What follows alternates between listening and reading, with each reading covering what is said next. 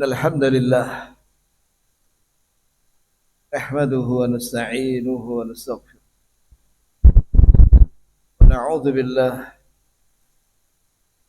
من شرور أنفسنا ومن سيئات أعمالنا من يهده الله فلا مضل له ومن يضلل فلا هادي له أشهد أن لا إله إلا الله وحده لا شريك له وأشهد أن محمدا عبده ورسوله صلى الله عليه وعلى آله وصحبه ومن تبعهم بإحسان إلى يوم الدين سلم تسليما كثيرا اللهم ارزقنا علما نافعا ورزقا طيبا وعملا متقبلا اللهم إنا نسألك علما نافعا وعملا ورزقا حلالا وعملا صالحا ثم أما بعد jamaah sekalian, tema yang diamanahkan adalah sebab-sebab husnul khatimah. Ini adalah tema yang sangat penting. Orang mukmin yang jujur pasti dia menginginkan husnul khatimah. Husn itu artinya bagus. Bagus apanya? Amalannya. Al-khatimah yakni di akhir hayatnya. Mengapa pembahasan ini sangat penting? Sebab dalam hadis Bukhari, Sahih Bukhari, Nabi SAW bersabda, innamal a'mal bil khawatim. Ini yang menentukan. Amalan seseorang yang paling penting itu adalah penutupnya. Artinya begini. Al-ibratu yaitu bil khawatim. Bahwasanya yang dianggap itu yang menentukan bahagian seorang ba'dal maut, setelah mati dan hidup di akhirat mendapatkan nikmat, dan pada hari kebangkitan dia dimuliakan oleh Allah Azza wa Jalla masuk syurga. Itu adalah amalan terakhir. Dalilnya banyak ya. Bagaimana yang pernah saya sampaikan, hadis sahih riwayat dalam Arba'in Nawawiyah, inna ar-rajula ya'malu bi'amali ahli an-nar hatta ma yakun bainahu wa bainaha ila dhira' fa yasbiqu 'ala al-kitab fa ya'malu bi'amali ahli al-jannah fa yadkhuluha. Ini dalil yang menguatkan bahwa amalan itu yang menentukan adalah akhirnya, bukan awalnya. Awal kita tetap beramal sampai akhir. Kata Nabi SAW, ada sungguh seorang itu tampak dilihat oleh manusia, amalnya itu amalan ahlun nar.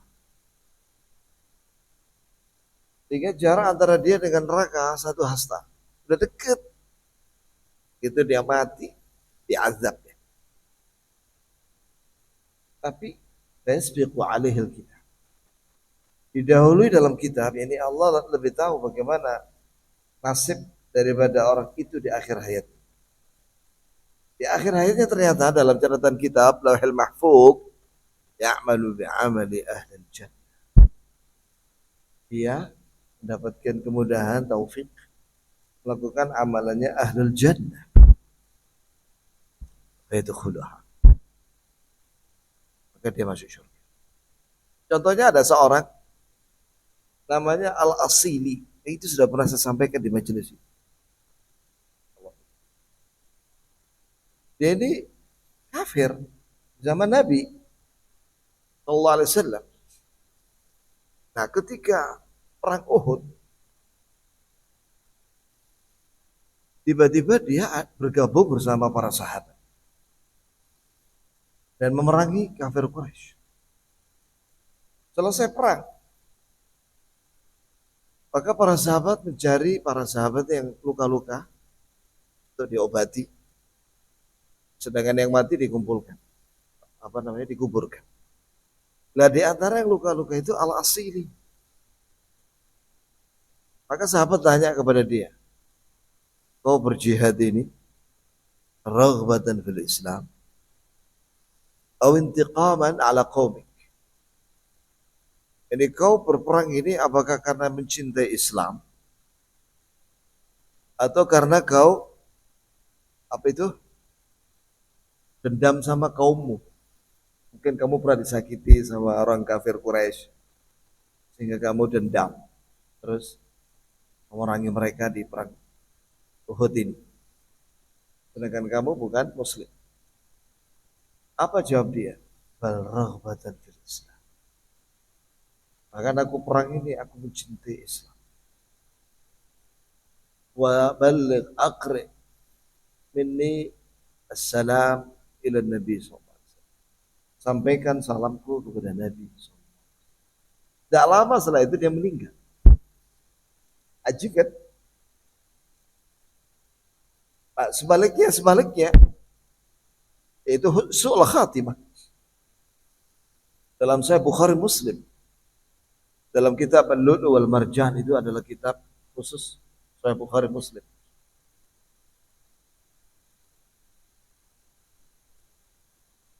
Pas ini ya. Berokan lagi untuk sewaktu dia. Jazakallah khair. Disebutkan dalam Sahih Bukhari Muslim, ada seorang yang berperang. Tidak ada satupun musuh kanan, kiri, depan dihadang sama dia. Dia banyak membunuh orang kafir di medan perang dengan gagah berani. Sampai para sahabat kagum dengan dia. Kemudian ketika selesai perang, para sahabat ini cerita. Ada fulan itu pemberani dia. Nabi tahu orang itu. Apa kata Rasulullah sallallahu alaihi wasallam? Huwa min ahli nar. Dia termasuk penghuni neraka.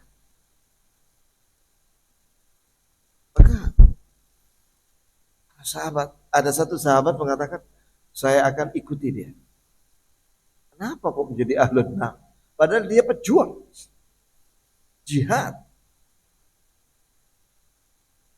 Kemudian diizinkan sama orang itu, sahabat itu yang terluka itu. Ternyata dia terluka memang, luka parah. Dalam peperangan itu dia terluka parah. Suatu malam katanya sahabat itu, aku melihat dia mengambil pedang atau tombaknya. Kemudian diletakkan di antara dua teteknya itu, maksudnya dadanya, di tengah-tengah dadanya. Kemudian dia tahamala alaih. Dia mendorongkan badannya sekuatnya. Kemudian sampai pedang atau tombaknya itu keluar dari punggung. Bunuh diri dia. Maka sahabat yang melihat itu menceritakan kepada Rasulullah. Rasulullah, yang kau sampaikan itu, bahwa dia ahlun nar, benar ya? Dia bunuh diri. Aku melihat dia bunuh diri. Jadi amalan terakhirnya bunuh diri. Jelas ini menunjukkan apa? Bahwa yang menentukan itu amalan apa? Bukan sebelum-sebelumnya diberi pahala. Tapi yang menentukan nasib seseorang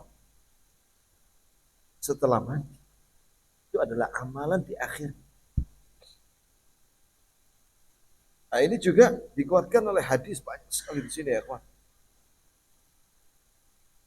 Ya, dan disahihkan oleh Syekh Al-Albani. Bahwa Rasulullah sallallahu alaihi wasallam bersabda, "Idza arada Allah azza wa jalla bi 'abdin khaira, 'asalah." Artinya jika Allah menginginkan kebaikan kepada seorang hamba, asalahu. Asalahu itu ini Allah azza wa jalla, ini makna asalahu itu ya sebenarnya dari kata madu.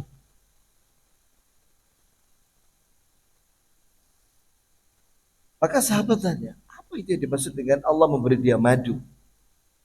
Nah, jelaskan sama Rasulullah.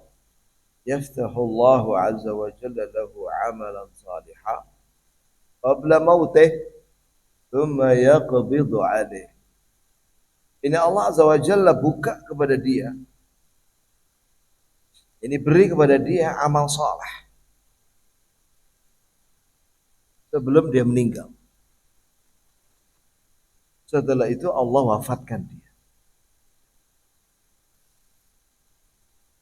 Ya.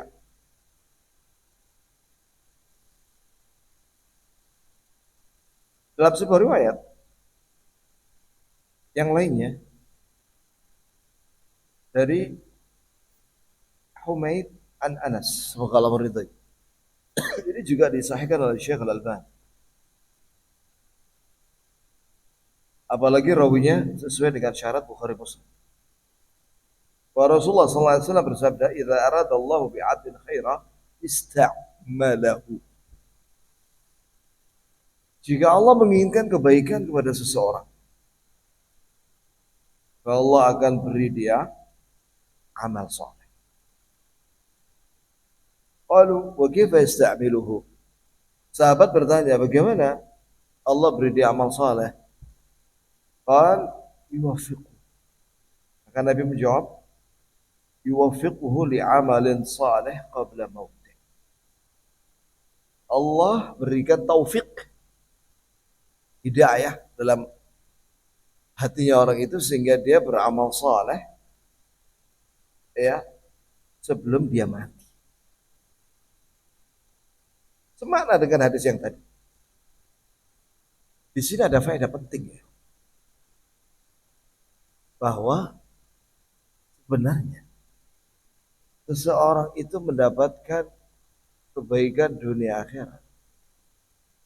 Ya. Itu sebenarnya pemberian dari Allah. Nah, ini dia. Ista'malahu. Allah beri dia amal saleh sebelum meninggal. Berarti kita ini la haula wala quwata illa billah. Tidak ada daya dan kekuatan untuk mendapatkan semua kebaikan dunia akhirat dan tidak bisa kita dijauhkan dari keburukan dunia akhirat kecuali dengan pertolongan dari Allah. Wahdahu la syarika. Satu-satunya dia. Tidak ada sekutu bagi. Maka hendaklah seorang tahu diri. Ya, bahwa semua nikmat, apakah itu nikmat dunia, harta, apakah itu nikmat Islam, nikmat ilmu, nikmat tauhid, nikmat sunnah, nikmat amal saleh, itu murni rezeki dari Allah. Maka janganlah dia sombong. Walaupun amalnya banyak. Apa yang mau disombong? Itu pemberian dari Allah. Bahkan ujub bangga diri dengan amal itu dosa. Dan itu bisa menyebabkan gugurnya amal. Itu jamaah sekali.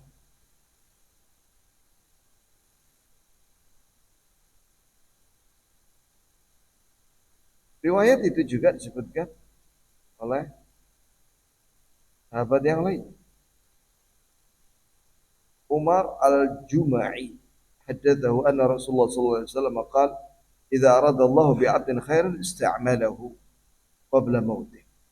Jika Allah menginginkan seorang hamba kebaikan, Allah akan beri dia amal saleh sebelum mati. Fasa'ala rajul minal qaum, maka seorang bertanya dari kaum, "Masta'malahu?" Apa itu ista'malahu? Coba perhatikan ya, kan sahabat. Walaupun mereka tahu ya bahasa Arab ya, tapi tetap bertanya kepada Rasul tentang satu makna satu kata. Ista'malahu itu apa ya Rasul? Maka sahabat Rasulullah menjawab, yahdihillah azza wa jalla ila al-amal salih. Allah beri hidayah dia kepada amal saleh qabla mautih, sebelum dia mati. Tsumma yaqbiduhu ala dzalik. Dan Allah wafatkan dia dalam keadaan ketika beramal saleh atau sesudah beramal saleh meninggal. Itu ya jemaah.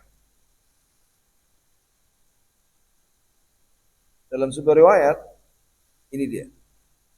Kalimat ista'malahu itu diterangkan oleh Rasulullah.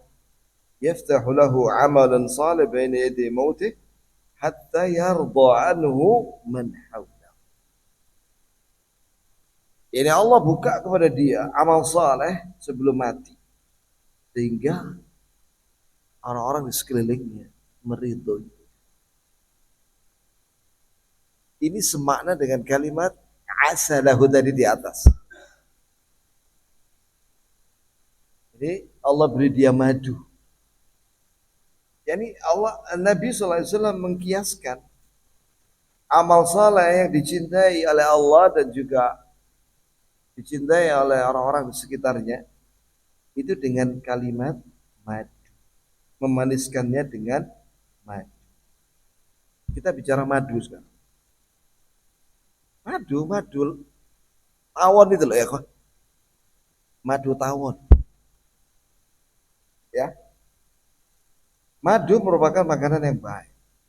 Rasanya manis. Bahkan madu itu bisa membuat makanan yang lainnya menjadi lebih lezat. Orang Arab itu kalau makan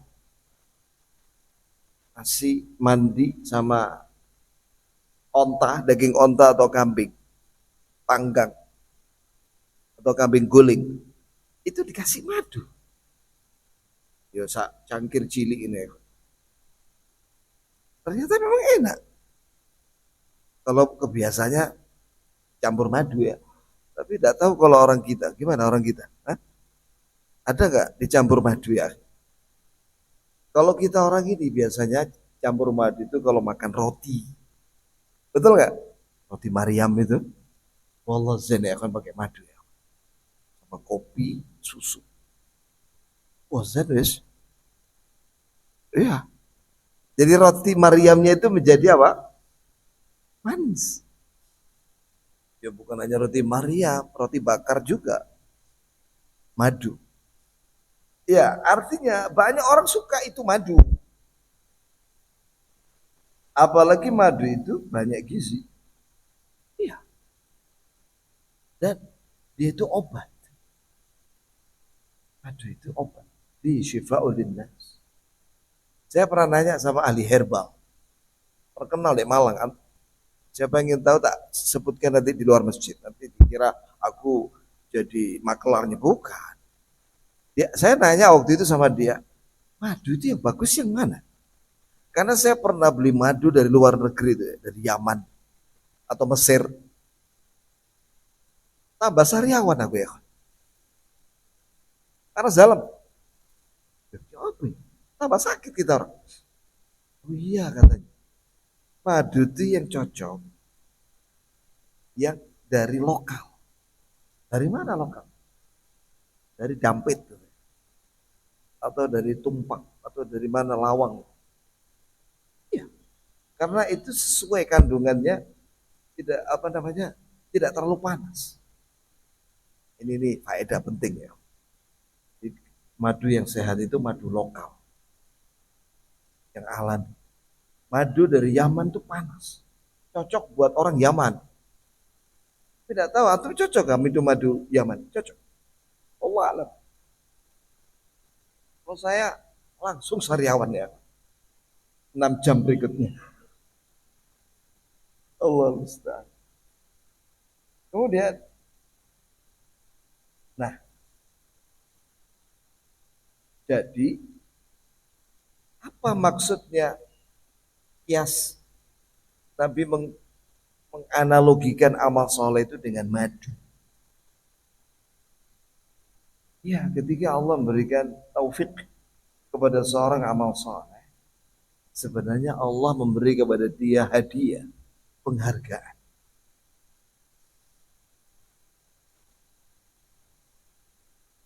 Sebagaimana orang Arab kalau memberi hadiah madu kepada tamunya, itu berarti memberikan hadiah yang bagus. Antum suka gak dikasih madu ya? Madu yang tawon maksudnya, suka kan? Pasti suka lah. Hadiah madu. Semua orang suka. Anak kecil. Begitu pula ketika Allah Azza wa Jalla memberi amal saleh kepada seseorang di akhir hayatnya, itu Allah berarti menghargai dia, memuliakan dia, dan memberikan karunia, hadiah spesial.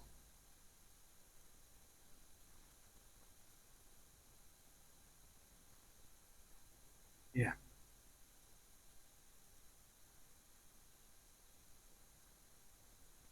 Dan ya kawan, amal soleh itu umum. Ada amal soleh yang menjadi hak Allah, ibadah. Ada amal soleh menjadi haknya makhluk. Dua-duanya ini disukai oleh orang sekitar. Saya mau tanya antum, ketika seorang sholat berjamaah,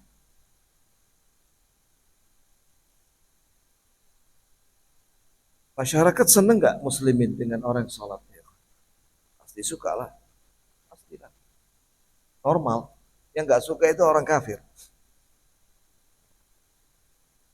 Yang kedua, amal soleh berkaitan dengan haknya makhluk, seperti zakat atau infak atau sedekah. Saya mau tanya antum, pernah nggak antum diberi oleh seseorang dalam kondisi antum sangat membutuhkan dan dia sahib spesial? Begitu antum telepon, langsung ditransfer sama dia. Pernah nggak antum ya? Pernah ya? Pernah ya? Dikasih berapa? Biro? Banyak ya? Jutaan. Antum mengingat gak kebaikan dia? Tak akan dilupakan.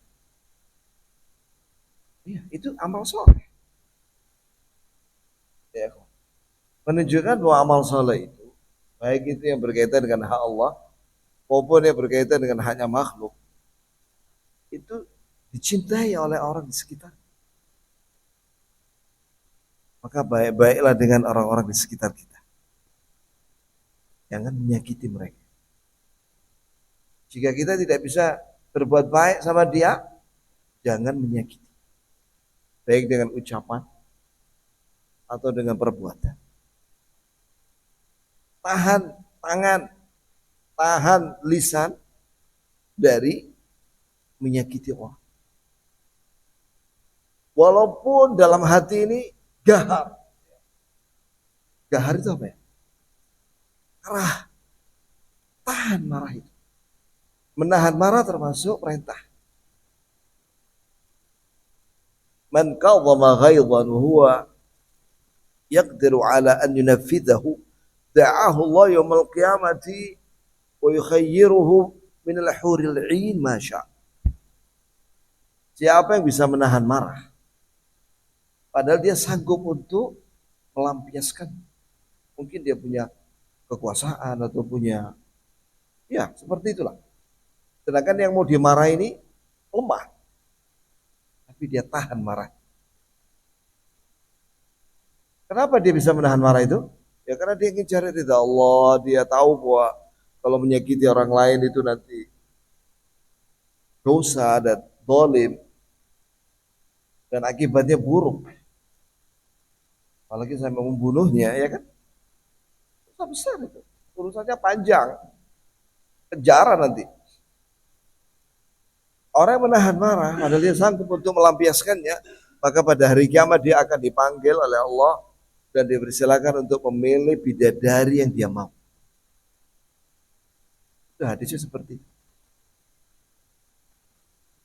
Jadi kalau nggak bisa kita berbuat baik sama orang, menyenangkan orang lain dengan lisan, dengan hadiah atau dengan membantunya atau memberi kabar gembira, maka jangan menyakiti orang lain. Banyak zikir aja dah, istighfar yang banyak. Karena dia sedang dikuasai oleh amarah atau emosi, ya, hendaklah dia minta ampun sama Allah.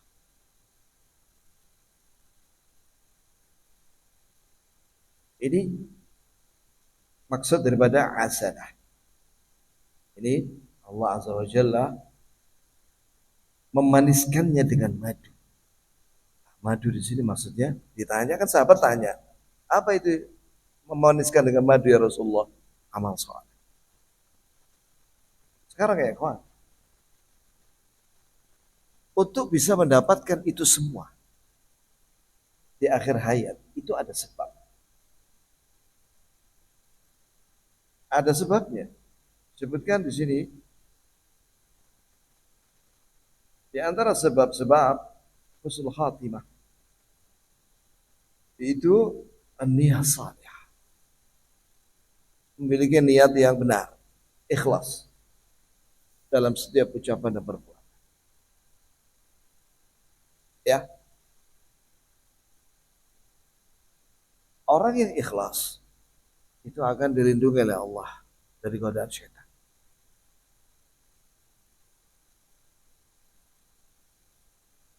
Dalam surat Yusuf, yasrifu anhu minas su'i wal fahsya innahu min ibadina al-mukhlasin. Kami jauhkan Nabi Yusuf dari perbuatan keburukan dan zina. Kenapa? Allah menyebutkan sebabnya. Innahu min ibadina.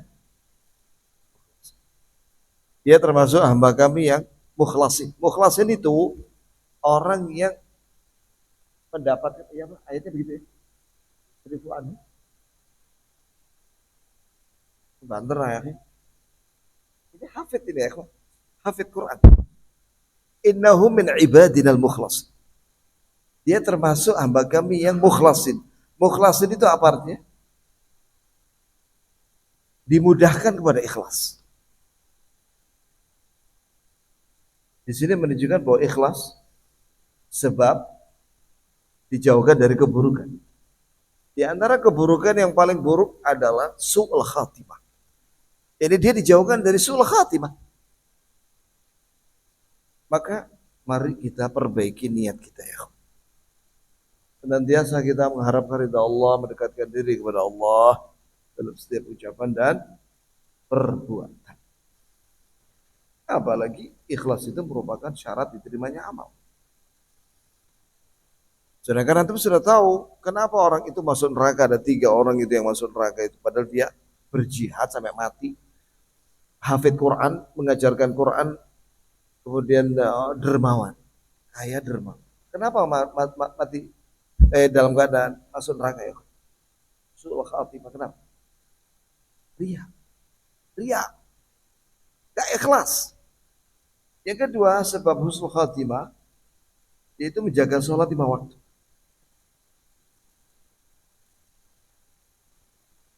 Berjamaah. Termasuk di dalamnya sholat subuh dan asar. Kata Nabi SAW, man shallal bardhain dakhal jannah. Siapa yang menjaga sholat subuh dan asar, dia akan masuk surga.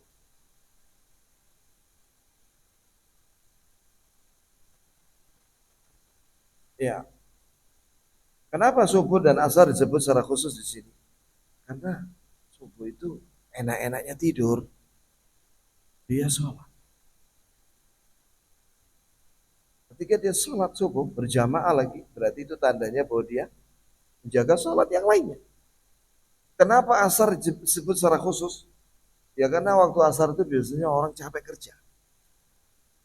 Kalau dagang seharian di pasar, waktu asar itu waktu ngantuk. Maka di antara sunnahnya Sunnah Nabi SAW itu usahakan kita itu qailulah, tidur siang walaupun sebentar. Kapan? Ya ba'da zuhur lah. Kalau dia seorang pegawai ya istirahatnya antara jam 12 sampai jam 1. Habis sholat zuhur istirahat sebentar. Atau habis makan siang. Sebentar aja. Jam 1 teng masuk kerja lagi. Insya Allah asar masih kuat. Tapi kalau dia nggak tidur siang, asar itu ngantuk. Iya. Seperti orang sakit. Bahkan jalan menuju masjid tidak kuat. Maka barang siapa yang menjaga salat asar berjamaah di masjid, itu tandanya dia mengatur siangnya itu dengan tidur siang, ya, sehingga dia memprioritaskan sholat asar itu daripada urusan dunia. Apalagi yang lainnya lebih mudah, maghrib, isya, zuhur, lebih mudah. Maka barang siapa menjaga sholat 5 waktu, maka dia akan masuk surga tentunya. Jadi dia akan mendapatkan apa? Husnul khatimah. Kemudian di antara sebab mendapatkan husnul khatimah, konsisten dengan iman dan memperbaiki diri dan memperbaiki orang lain. Bagaimana Allah Ta'ala berfirman dalam surat Al-An'am ayat 48, "Faman amana wa aslah fala khaufun 'alaihim wa la hum yahzanun." Barang siapa yang beriman, ini dia konsisten dengan imannya. Maka di sini penting kita mempelajari tentang apa itu iman. Itu nikmat besar ya, iman. Lawannya kufur, kekafiran. Iman merupakan nikmat besar. Walakin Allah habbaba ilaikumul iman wa zayyanahu fi qulubikum wa karaha ilaikumul kufra wal fusuq wal isyan. Ulaika humur rasyidun. Fadlan min Allah wa ni'mah. Akan tapi Allah memberikan di dalam hati orang itu kecintaan kepada keimanan. Dan Allah hiaskan iman itu di dalam hati. Dan Allah jadikan dalam hatinya benci kepada karahilikumul kufra, kekafiran dan kefasikan dan maksiat. Ulaika humur rasyidun. Mereka orang yang mendapatkan petunjuk. Fadlan minallah. Apa fadla ikhwan artinya? Karunia. Pemberian nikmat dari Allah. Di situ jelas menunjukkan bahwa iman merupakan karunia, nikmat besar. Bahkan itu paling gede.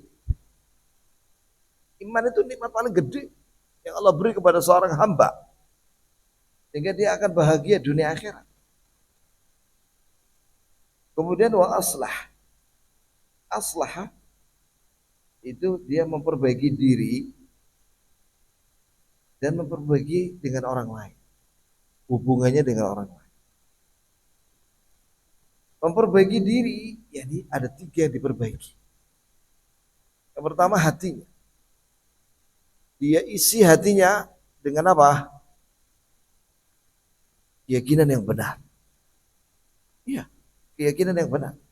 Diisi pula dengan ikhlas, cinta kepada Allah, takut kepada Allah, harap kepada Allah.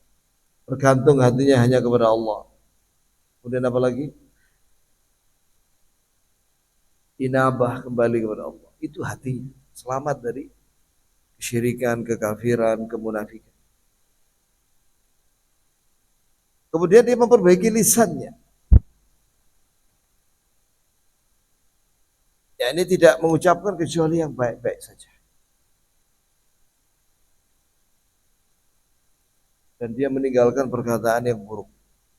Misu-misu. Ya, atau perkataan yang menyakitkan. Ditinggalkan. Kana yu'minu billahi wal yawmil akhir falyakul khaira aw liyasmut. Siapa yang beriman kepada Allah dan hari akhir, adalah dia berbicara yang baik-baik saja. Kalau tidak bisa bicara yang baik, diam. Tutup mulut. Pikir. Pikir. Ya. Atau juga mana aslah di sini memperbaiki hubungannya dengan orang lain. Oh iya, kita masih berbicara tentang memperbaiki diri. Kemudian memperbaiki anggota badannya. Yakni anggota badannya tidak melakukan kecuali yang baik-baik saja. Menakan perintah dan menjauhi larangan. Nah, bertobat kepada Allah. Kemudian memperbaiki hubungannya dengan orang lain. Maksudnya ada dua, yaitu memperbaiki orang lain dengan iman dan amal soleh sehingga orang lain itu menjadi lebih baik. Atau maknanya memperbaiki hubungan dengan orang lain. Islah. Perdamaian. Ya. Innamal mu'minuna ikhwatun fa aslihu baina akhwaikum. Sesungguhnya orang-orang mukmin itu bersaudara. Maka perbaikilah, damaikanlah di antara kalian. Di antara saudara-saudara kalian. Wattaqullaha la'allakum turhamun. Takwalah kalian kepada Allah agar kalian mendapatkan rahmat. Barang siapa yang seperti itu sifatnya, beriman dan berbuat islah terhadap dirinya dan orang lain, fala khaufun 'alaihim wa la hum yahzanun. Tidak perlu takut dengan apa yang akan terjadi. Termasuk ketika dia mau mati. Tidak usah takut ya. Dia akan mendapatkan husnul khatimah. Wa la hum yahzanun, dan tidak perlu sedih dengan apa yang terjadi di masa lalu. Karena dosa-dosa masa lalunya sudah dimaafkan oleh Allah. Kemudian takwa Allah fi sirri wal 'alan. Bertakwa kepada Allah baik dia ketika sendirian maupun di depan orang banyak.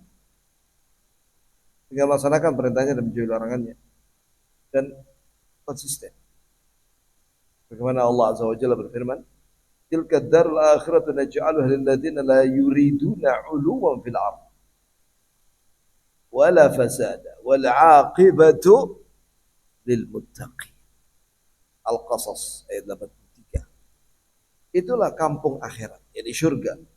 Kami akan berikan dia surga itu kepada orang-orang yang tidak menginginkan kesombongan di muka bumi dan tidak melakukan dosa-dosa, kerusakan di muka bumi, dan akibat yang baik, yakni surga bagi orang-orang yang bertakwa. Nah, kita harus meningkatkan takwa kita ya.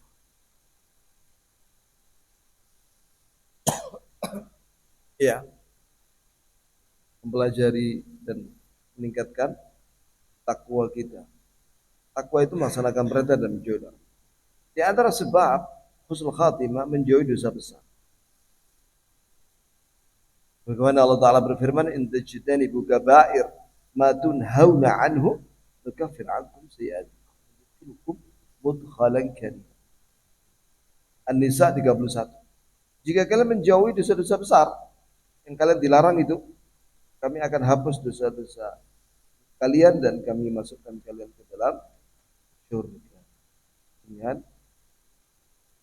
penuh kemuliaan.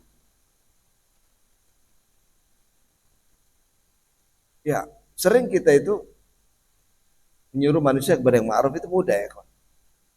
Tapi melarang dari kemungkaran, itu keberanian. Tidak semua orang berani mengingkari kemungkaran dengan baik. Karena mengingkari kemungkaran itu ada adabnya dan ada tingkatannya.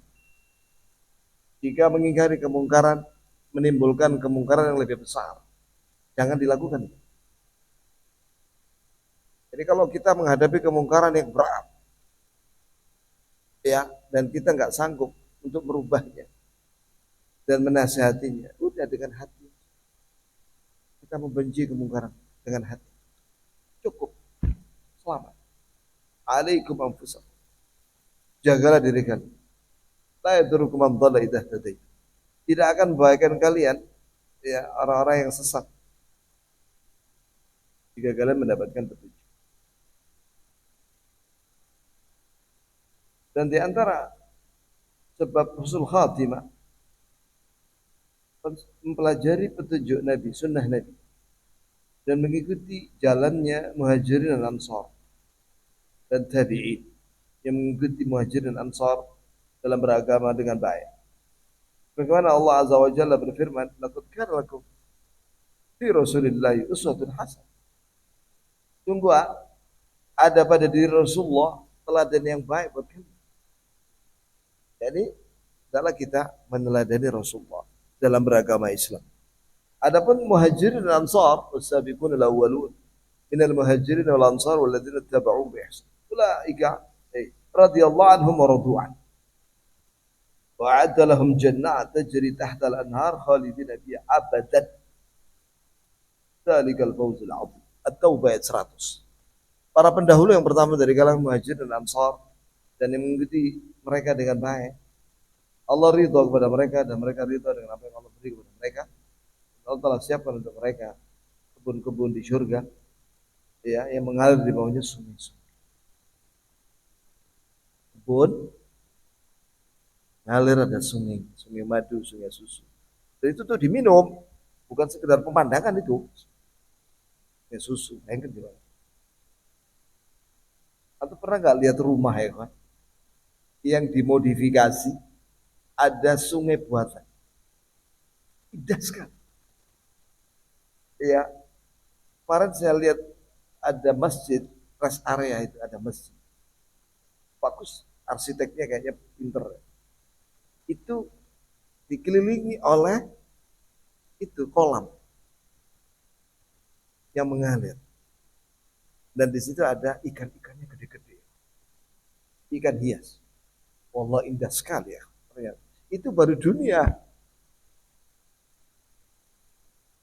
Apalagi di sebelah sananya lagi ada miniatur air terjun. Kecil. Ini kan bagus. Itu menyenangkan dilihat oleh mata. Bagaimana kalau di surga? Itu bukan hanya kebun isinya pohon yang berbuah dan sungai-sungai saja. Lengkap. Ada rumahnya juga. Mewah. Dan banyak kamar. Dan setiap kamar ada istrinya. Sebagaimana dalam hadis. Orang yang paling rendah di surga itu salah satu rumahnya terbuat dari lu'lu' mujawwaf. Permata bulat. Ini bentuknya kayak kubah. Khaimah mujawwafah, kemah bulat, kayak kubah. Terbuat dari permata atau mutiara. Bayangkan juga. Kemudian di dalamnya, tingginya sama dengan lebarnya. Minimal 2 mil. Ada riwayat 60 mil. Tingginya. Gak ada apa-apanya itu Burj Khalifah itu di Dubai. Cuma tingginya 870. Ini 2 mil. Minimal 2 mil. 2 mil itu 3 kilo. Menjulang ke atas. Isinya ada 70 kamar. Dan setiap kamar ada istrinya. Mana ya, akhi? Antum kan suka keliling-keliling pakai sepeda motor ya. Hah? Ketika masuk rumah kayak hotel kayak begitu, kamarnya ono petong polo, isinya bojo kabeh. Dan itu kekal selama-lamanya. Abadi. Jadi yang istrinya cuma satu di dunia, sabarlah. Syukurlah. Alhamdulillah.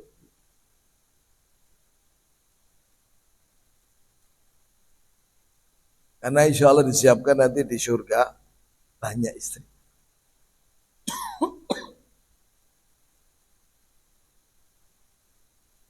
Ya. Kenapa kok istrinya cuma satu? Ya, kemampuannya cuma satu, memang. Karena kalau mau istri dua, tiga, dan empat harus menyediakan rumah untuk yang kedua, ketiga, dan keempat, ya kan? Dan saya kira Muhammad tambah larang hari. Satu rumah sekarang 1 M dari sekarang di sini belakang itu, ya kan? Nah, karena kemampuannya cuma satu ya sudah, alhamdulillah daripada nggak tuh bojo, ya kan? Nah, itu di dunia, alhamdulillah. Nanti di surga akan diberi oleh Allah bidadari yang banyak. Sabarlah di dunia, nggak lama di dunia. Kemudian di antara sebab husnul khatimah, jauh dari mendolimi orang. Ya, jangan mendolimi orang. Baik harta, kehormatan, atau jiwa. Jadi jangan menyakiti badannya orang itu, apalagi membunuh. Hanya orang-orang yang temperamen. Nah ini penting ya. Temperamen atau orang yang gampang menyakiti orang dengan lisan. Ini perlu mengkaji tentang bahaya kedzaliman. Bab temanya bahaya kedzaliman terhadap manusia. Karena ada orang senangannya mencuri kan, ada. Pinjam uang nggak bayar, ada. Dikira itu urusannya mudah di akhirat. Urusannya belakangan di akhirat. Lu berat itu. Berat. Kan dituntut pada hari kiamat. Allah tidak akan mengampuni kedzaliman antara manusia. Kecuali dikisos pada hari kiamat. Kisosnya dengan apa? Bayar pakai pahala.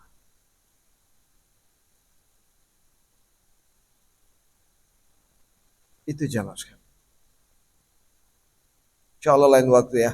Kita bahas tentang apa? Bahaya kedzaliman. Kemudian di antara sebab husnul khatimah berbuat baik kepada makhluk. Ya. Tahu ya, ikhwan? Dalilnya di antaranya apa? Ada wanita pelacur Bani Israel memberi minum anjing. Minum anjing. Syakarallahu laha wa ghafaraha wa dakhalahal jannah. Allah terima amalnya dan Allah ampuni dosanya dan Allah masukkan dia ke dalam syurga. Kata ulama, di sini menunjukkan keutamaan memberi minum kepada manusia. Lah, memberi minum kepada anjing aja masuk syurga. Apalagi ngasih minum sama manusia. Itu siapa ya kawan yang sering meletakkan klub minuman klub di situ? Siapa? Ada kan? Yang nyumbang minuman di situ. Oh, itu jangan diremehkan itu. Kita lihat di kulkas maupun yang di luar kulkas itu selalu. Diminum pasti sama manusia itu. Saya lihat anak-anak itu sering minum itu, kehausan dia. Itu merupakan sedekah terbaik. Memberi minum orang. Sehingga dia tidak haus. Alasannya syurga. Apalagi makan. Ya tentunya orang kan gak cuma haus. Lapar juga kan. Ya kasih makan juga. Gitu ya kawan. Ya semampunya. Jadi jangan meremehkan bersedekah dengan apa? Air minum. Ya saya kira cukup itu ya. Kan masih banyak lagi nih sebab husnul khotimah. Ini waktunya sudah habis. Ada pertanyaan kah? Gak ada? Oh ada. Ayo.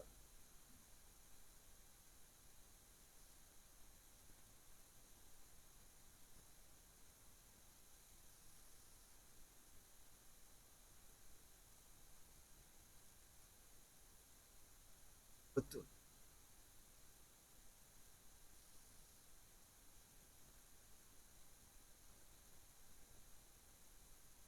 Iya. Hah.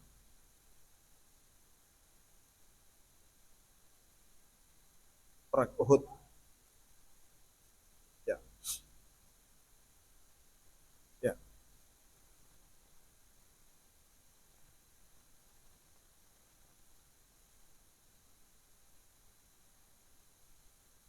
Pertanyaannya apa Pak? Yang mana nih?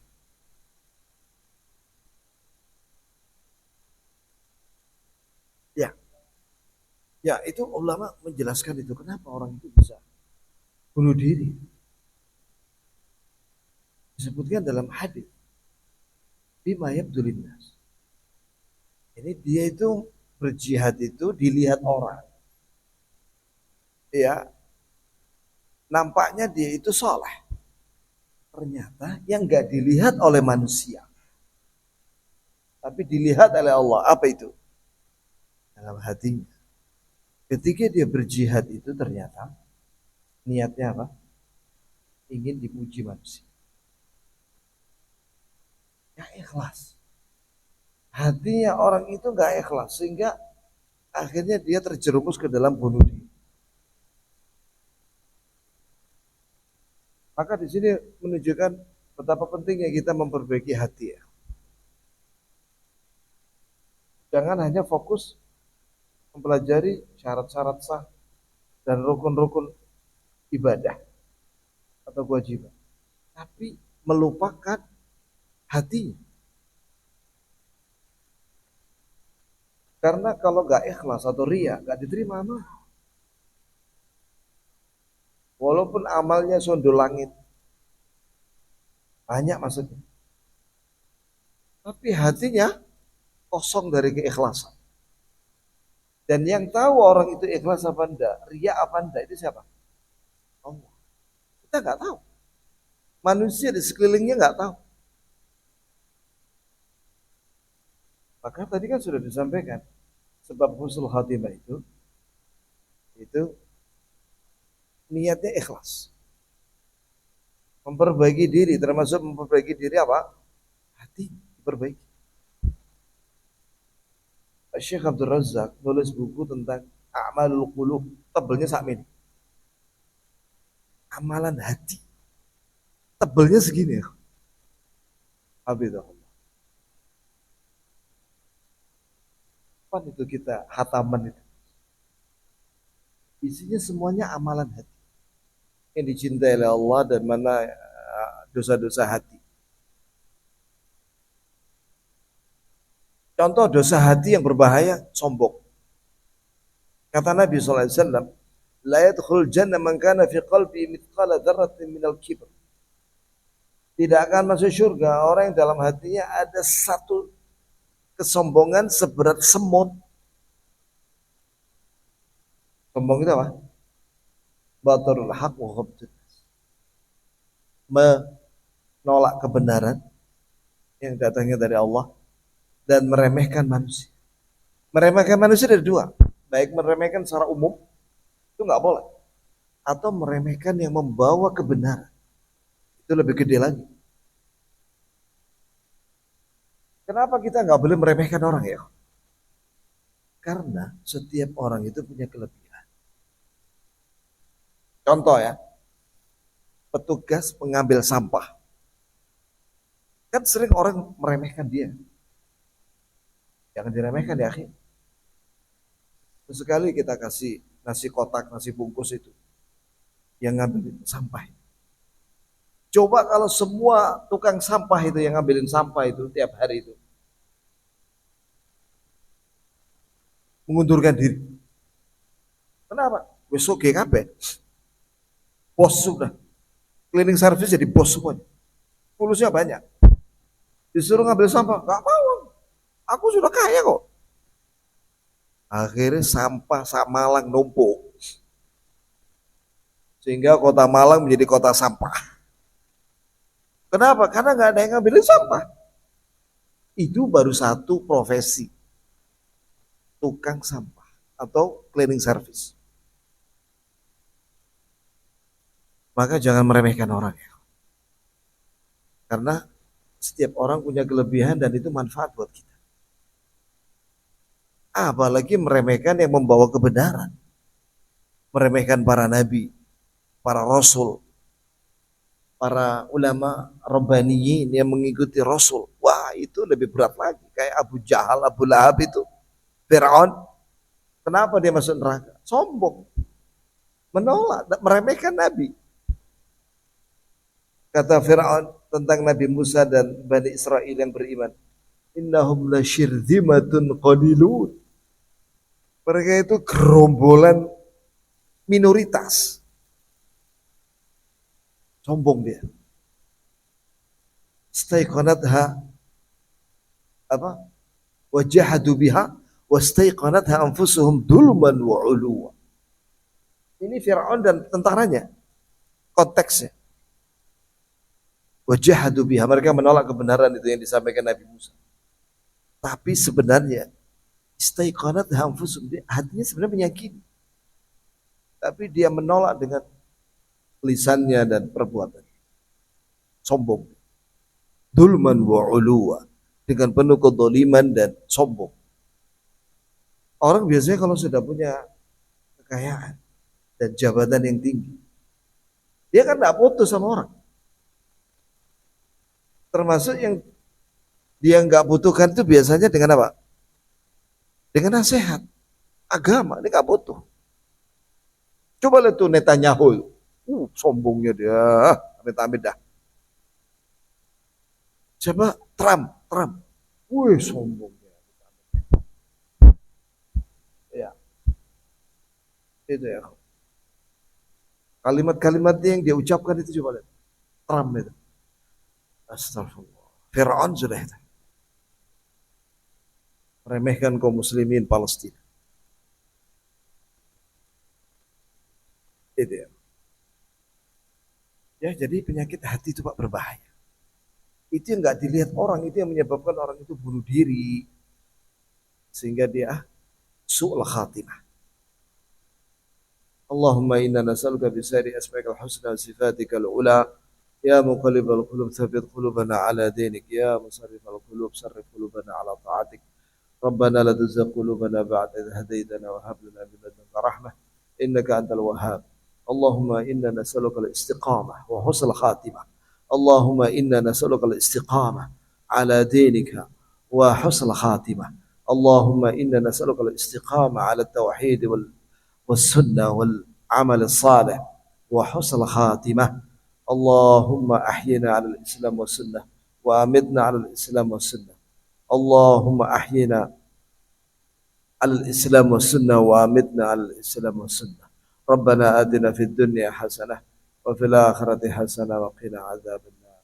آمين. وصلى الله وسلم على محمد وعلى آله وصحبه وسلم والحمد لله رب العالمين. سبحانك اللهم